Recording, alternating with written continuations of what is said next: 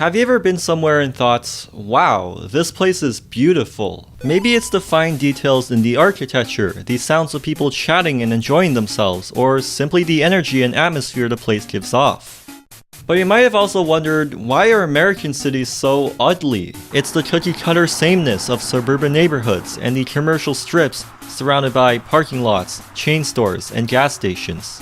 Of course, there are many exceptions, but the vast majority of our cities are forgettable and soulless places. Places you only go to if you have to, and leave as soon as possible. And if this is all you've known, how can anything be different? What may not be apparent is that all these places are designed very intentionally. There's a hidden set of rules and laws that ultimately define how every aspect of our cities look.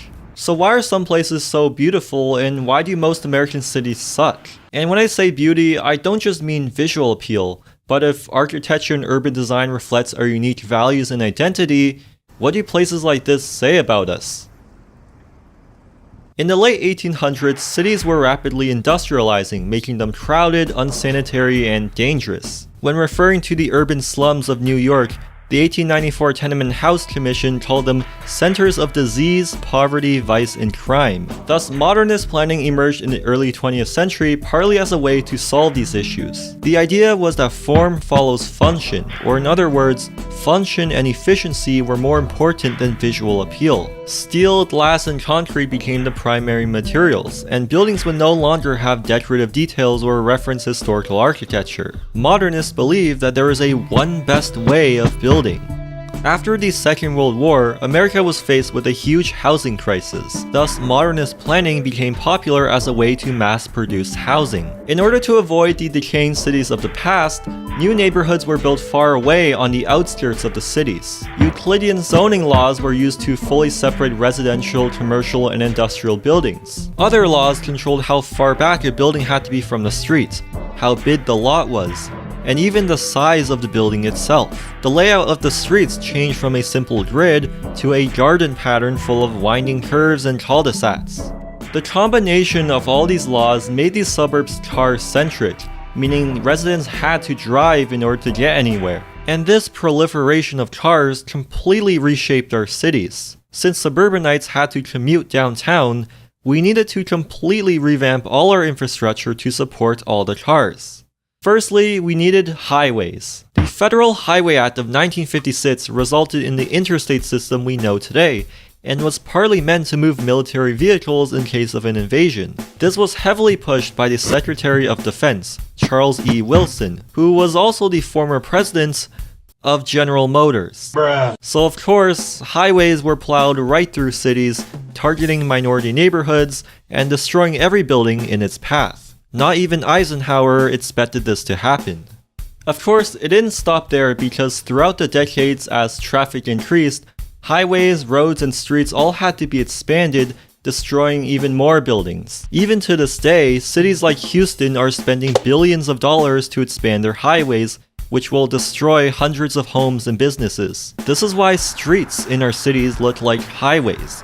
They're designed to improve traffic flow as much as possible, making them extremely wide and ominous. Even elements like trees are seen as obstructions that a driver might hit, so they have to be removed from the clear zone. Another consequence of car dependency was the sheer amount of parking we had to build everywhere. It's estimated that there are over 1 billion parking spaces in America, or 4 spaces for every car. This is why UCLA professor Donald Shoup wrote a 700-page book about the history of parking and why it's so stupid. Laws such as minimum parking requirements were implemented to accommodate the huge demand for off-street parking. These requirements force every type of building to provide a certain amount of parking. The problem was, there is no accurate or scientific way of determining how much parking a certain business should need, so these requirements were entirely based off of guesses and pseudoscience. Shoup explains that cities would literally guess how much parking should be needed, otherwise they would copy other cities who probably also just guessed. Parking requirements were thus based off of very arbitrary assumptions, such as 1 parking space for every 2,500 gallons of water at a swimming pool, every 10 nuns in a nunnery, or for every tumbling apparatus in a tumbling center. Planners would decide the amount of parking based on peak demand, meaning we massively overbuilt how much parking is actually needed on a typical basis. In the words of Donald Shoup, it's unfair to have cities where parking is free for cars and housing is expensive for people. But all this free parking comes at a cost, which is reflected in all the products you buy, so even if you don't drive, you're still subsidizing these giant ugly pavements everywhere. This also means that parking minimums make it very expensive for small businesses to operate their stores. So the only businesses that can afford this in the long term are large companies. This is partly why America is mostly dominated by either corporate bought stores and fast food chains, or expensive luxury condos and hotels.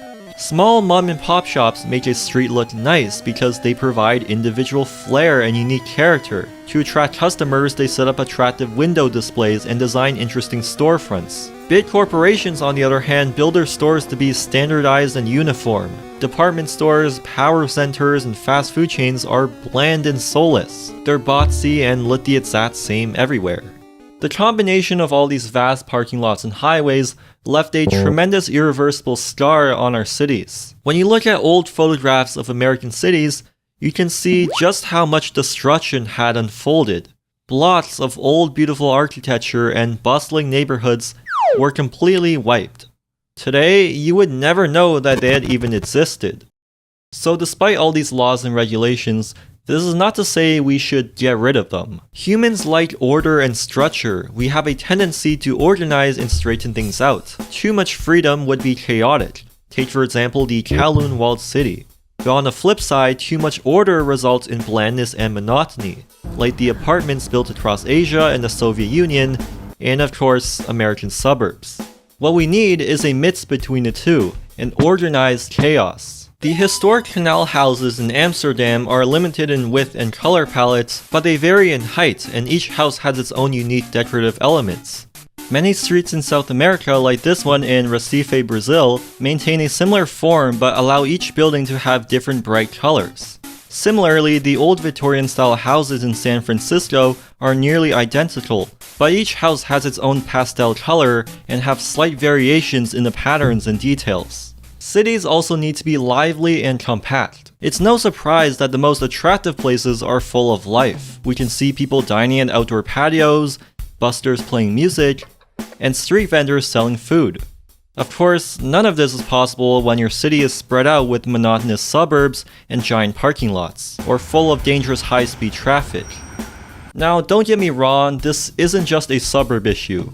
Many North American downtowns are completely devoid of any life. This was of course a result of running highways through them and bulldozing half of it to build parking. Today, our downtowns primarily serve office workers who commute from the suburbs, rather than being pedestrian-oriented spaces that are comfortable to spend time in. All you find here are bland corporate office towers or parking garages, and even though there's thousands of people who work here, they're all obscured behind the bleak facades of the office buildings. Many Asian cities are similar in that they have insanely large roads full of cars and skyscrapers, but they balance it out with huge pedestrian spaces and shopping districts. Not to mention, they have amazing public transit, so most of their population aren't dependent on driving. The design of our streets and town squares should be viewed as an outdoor room, an extension of our homes. In his book, Walkable City, Jeff Speck mentions that from an evolutionary standpoint, humans need to be spatially contained by the walls of buildings. We need a clear view to see our prey, but also have our flanks protected from predators. The ecologist Eugene Odom argues that the ideal habitat for humans weren't open grasslands or dense forests, but rather the forest edge, where you have both a clear distant view and physical enclosure.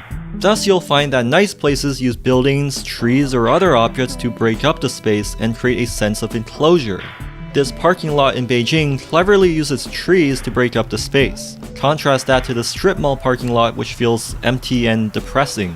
The key with this is maintaining proportions. Many suburban neighborhoods have excessively wide streets and large setbacks, which throws off the balance and feels disproportionate. This is partly why the suburbs can feel so liminal and creepy. Of course, there are also wide spaces like St. Peter's Square in the Vatican or Palace Square in St. Petersburg, which can feel disproportionate too. But these only work because they're pedestrianized and not full of cars. This is also how you create those cozy, intimate alleyways that everyone is so drawn to, such as the Via dei Coronari in Rome or Beacon Hill in Boston. They create a sense of mystery and a feeling of being lost. Of course, these places would be completely illegal to build today due to our zoning laws and parking requirements. Another crucial aspect is how the design and architecture of a place reflects its unique values and identity. Bruges in Belgium is known for their medieval architecture. Jaipur, India is known for its pink historical buildings. And Rio de Janeiro is known for its beach culture. But what are the suburbs of Houston known for? Highways and parking lots? When you look at how beautiful cities around the world are designed, they all follow the same traditional development pattern. Everything is at a human scale and within walking distance. Residential and commercial uses were mixed together. The architecture was designed to adapt to the unique climate or geography, and building materials reflected the environment of where the city was located. American cities followed this traditional pattern as well. You can see remnants of this in old streetcar suburbs or the historic main streets found in almost every town. But when everything everywhere looks the same, we lose community solidarity and our connection to the places we live. I think the best example of this is Hawaii. This Strong Towns podcast discusses how out of place modern suburban development looks on these islands and how hard it is to maintain this infrastructure in such a unique climate. Hawaii is a bunch of volcanic rocks in the middle of the Pacific Ocean, with completely different cultures and geography, but the same suburban neighborhoods you find everywhere else is built here. Fortunately, many cities are moving in the right direction. This map shows all the cities that have removed parking minimums either from the city center or from the entire city completely. Many are also starting to reform their zoning laws to allow more mixed-use development and higher density. It's interesting to see the effects of this on newer developments. Here's a mixed-use development in a brand new suburb near Toronto. And when I say brand new, I mean it was literally still under construction when I was there filming. Storefronts are right up against the sidewalk, and there's nice streetscaping with trees and flowers. Even though it's still botsy and car dependent, it's much better than having a massive parking lot in front. Removing highways from a city center is also shown to improve quality of life, traffic, and of course, beauty. Here's what it looked like when Seoul removed one of their major freeways. And here's Boston when they buried the I-93. You can even go a step further and remove cars altogether. Montreal has been pedestrianizing a few of their major streets during the summer, and you can really see what a difference it makes. Here's another example in Denver, Colorado, or Coral Gables in Florida. The modernist idea that form follows function is sort of ironic when you consider that traditional development was meant to be functional. Beauty is function. When the design of our cities reflect our unique environment, culture, values, and the needs of our community, it becomes beautiful. This is why so many cities all around the world, including some in North America, are so appealing to tourists. But no one really gets excited to visit Winnipeg, Manitoba. Now, of course, not every city has to be some exceptional tourist attraction, but when you design a city for the people that live there, you create places that people actually care about. Places that aren't soulless and demoralizing. Places that are beautiful.